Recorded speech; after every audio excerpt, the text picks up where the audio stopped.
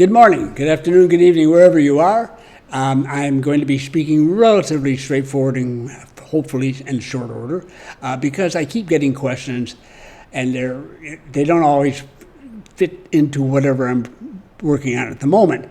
And they get lost in the shuffle and then they get asked again and again. So I've taken 7 of them. I'm answering them tonight. We'll get that out of the way so I can focus on the ones I really want to get done. The first one, of course, is always, as is always the case, is the most relevant, the most recent, and the most controversial at the moment, and that's the election in Venezuela. We did not have formal representation there for that. They didn't really want us. Some people did go down. Now, simple fact of the matter is that the whole world here, with the exception of a handful of countries, I have rejected this election. It's completely bogus.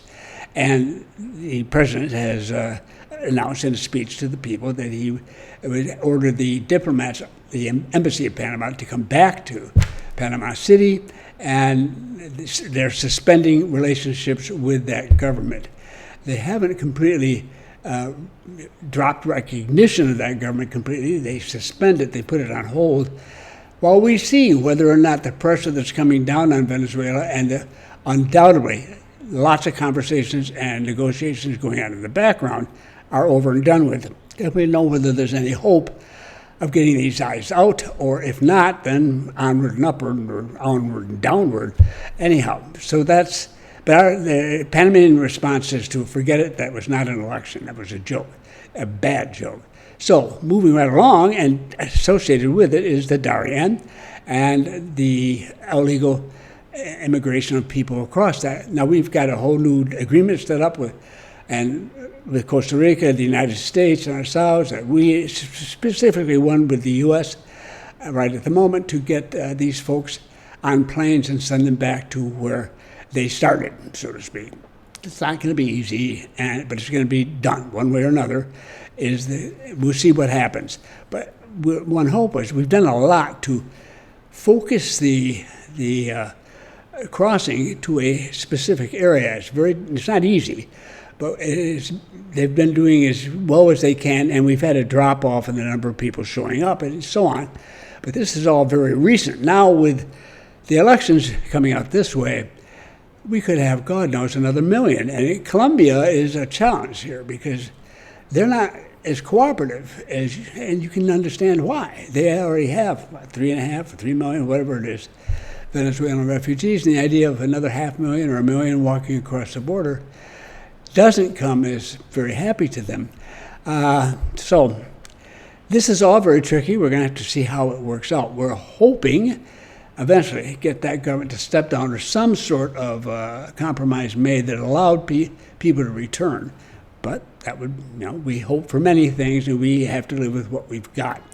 I'm looking at points here. Okay, canal. Here is the levels of the 2 reservoirs. One is Gatun, the biggest by far and away, on the left, and this much smaller one, Alajuela, on the right-hand side, which is much smaller, but as you can see, much deeper. And yes, it's in feet, not meters, because this whole process began, of course, with the Americans beginning the construction of the canal in 1904, the preparations for it. And as a result, they used the imperial system as opposed to the metric system, so they just kept using the same system. Who cares? It shows the results, and that's the important thing. Now, the reservoir in Gatun, which is the main one which we depend on, as you can see here, in August of 2023, was in bad shape, way down close to the red level. Not a good thing at all. Over on the right-hand side, we have Alajuela, which is still in the green area and can be helpful, and it was. And so that's what we had to deal with there. Now we see 11 months later, as it turns out, because that was August 27th of 23. This is July 27th, just a few days ago, of 2024. And as you can see, we're almost back to normal at Gatun, and we're fine over Alajuela's standard. But, and it's done its job. It will begin to rise too.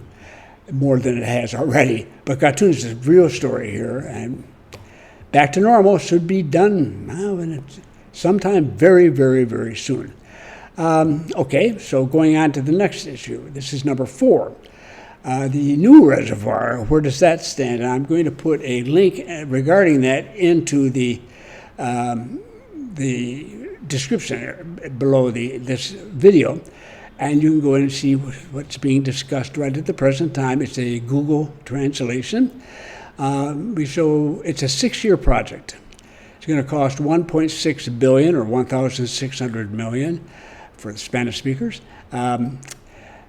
Dollars, and it's going to be an immense effort, but they're way down the road here planning this. I mean, the canal authority's been waiting for permission to move ahead on this. They've got it on all practical purposes, and they are moving quickly. But as you can tell, 6 years to build. Whether it takes quite that long or it takes longer or whatever it is, the point is that it's being done, and that is the critical question as far as we're concerned. Alrighty, now the economy as a whole. Now most of you have seen what is called the monthly indicator of economic activity. I've shown it here many times, those of you who've been around for a while. It correlates very well with the gross domestic product, which is a number that comes out indicating the wealth of the country or the income of the country total on an annual basis, and which is slow in coming out because it's so detailed. The IMAE, that's its Spanish acronym, comes out much more frequently on a monthly basis. It's delayed. It doesn't come out last month because it still includes much detail, but not as much as the GDP. So we get it earlier, definitely earlier. And it gives us a good clue as to where the GDP, where the gross national income, think of it that way, the national income of Panama is going. And as you can see here, it's flat. And you can see 5 years back, so you see the entire COVID drop and everything else. This is not the end of the world, but it's not what we're used to at all, this flatness. And it could have its bad moments later this year. We just have to work our way through it. It's not as horrible as a lot of people thought it might be. So now the pink, well, once more for the new folks, the pink dots there with the lines, those are the monthly totals. The blue line is a trend line. That's what is important, is where is the trend line handling? Because for month to month, it's always like a bouncing ball. So you need a trend line in order to get a good sense of what's going on. So that's what's going on. Then there's, then the other one is, has Panama decided to do anything about the mine? The copper mine, for those who are not familiar with that. You should be. A lot is going on. And communications are off and on. I don't know anything about them in detail. Nobody does. But it's clear that people are feeling each other out. It has to fit within the context of the Supreme Court decision. And we don't want it to set off another major set of demonstrations and repeat the whole process we had last November. It can be done. It is thought it can be done. It is a contest of wills. On the one hand, the mine is trying to push toward arbitration, which sounds like a logical thing to do. But what that does is puts a huge pressure on the government. And now they said, sure, we'll talk with you. Well, the government's response, and President Molino is very clear on this, is we don't negotiate with a gun to our head. So you halt or at least freeze that movement toward arbitration, and we can sit down and discuss this. But until you do that, we're not going to do it. And trust me, we're not going to do it. And if they have to figure this out in first quantum or whatever, they can go ahead and figure it out. We'll get around this somehow. But I think it's very clear we don't take kindly to foreigners pushing us around. Now, what I thought was amusing was one of the people who serves on arbitration boards. These are professionals. They do this for a living and so on, and they're very familiar with Panama and the canal and all that. From the problems we had with a major contractor who was suing the government and all that, demanding all sorts of monies and thinking they were going to intimidate the poor little scared Panamanians, and ran right into a brick wall because we really link up when this sort of thing happens. And he said, don't worry about the Panamanians. They know how to handle arbitrations. And it's true. I don't know if the Spanish outfit has won maybe 3, 4, 5% of its cases. There's a number of charges it's making, and it just fails and fails and fails and fails. They get a little bit here, a little bit there. So we're pretty much run through it, but we'll go on with this. This is their way of of putting it on their books and keeping it there so it doesn't have to be written off yet. I don't know. That's their business. But we're not worried about it. We don't lose sleep over that anymore at all. I haven't for quite a long time. So, yes, it's true. This arbitration and Panama are not unknown to each other. And if we have to go to arbitration, we'll go to arbitration. Costa Rica, having won one recently, is a different situation than we have, but similar enough that it doesn't always go the direction you expect it to go in. Either way, arbitration is a process of its own kind, and that's the mind. So I don't know, but I do know what is said and very obvious is that they do communicate. And there's a willingness on both parties to see if something works out. When this comes to an end, I don't know. But I suppose it's when we go to arbitration that it's over. Then we're in arbitration, forget it. It's finished. We will see the arbitration to the end. Now, and the final one. Hey, we're zipping right through. This is something unusual, and this is from Internations. Now, some of you know Internations. They have groups of expats all over the world, in countries all over the world. 53 of them had enough to respond in good numbers to a poll they take each year regarding to the expats, how do you feel about living in your country? Are you happy with it? Give us your opinion. You live there. You have been living there. I don't know if they have a minimum of having lived there a year or whatever, but they are very clear on it. And these people, Internations people, just don't walk in.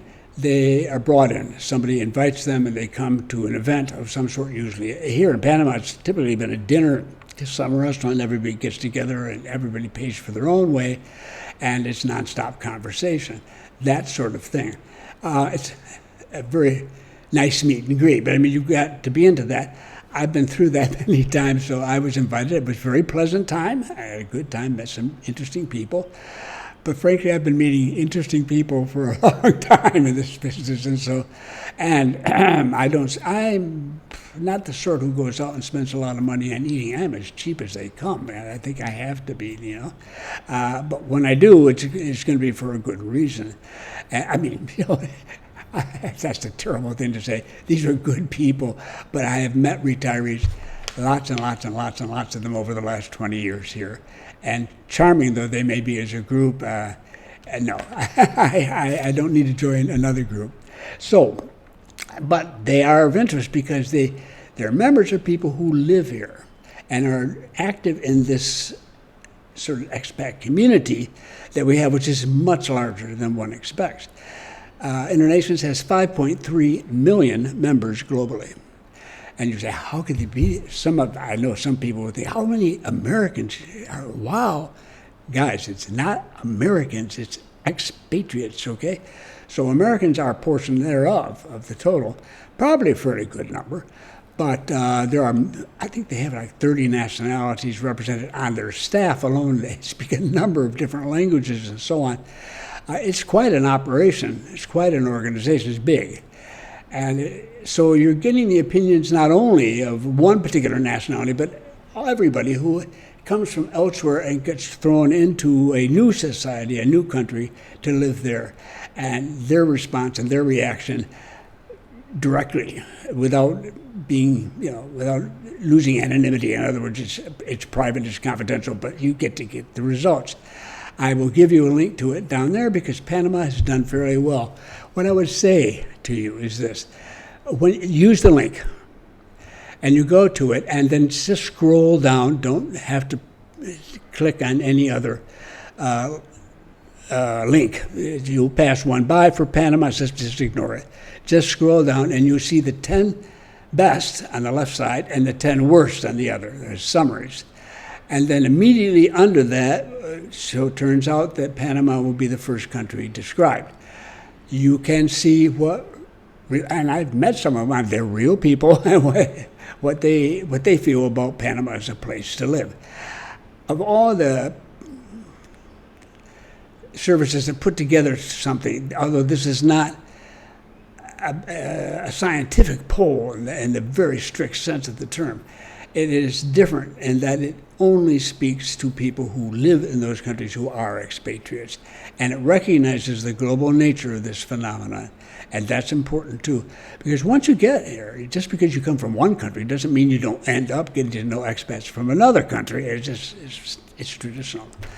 So take a moment to read that, and it'll give you some idea why many people here, what they think of Panama, what they think of actually living here, what they think the strong parts are, what the weak points are. So I wanted to share that with you too. That, I think, pretty much sums it up for this evening. I hope I can get this out here in a matter of a very few minutes, but we'll never know, depending on my editing and the upload time.